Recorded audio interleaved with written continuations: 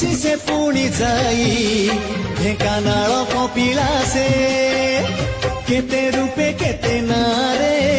କେତେ ଆଡେ କେତେ ଗାଁରେ କେତେ ରୂପେ କେତେ ନାରେ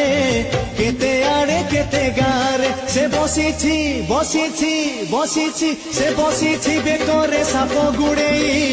ଆଗକୁ ପାଦ ବଢେଇ ଚାଲରେ କାଉଡି ଭାଇ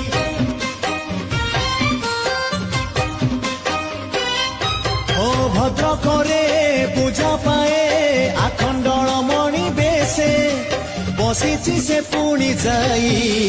ଢେଙ୍କାନାଳ କପିଳାସେ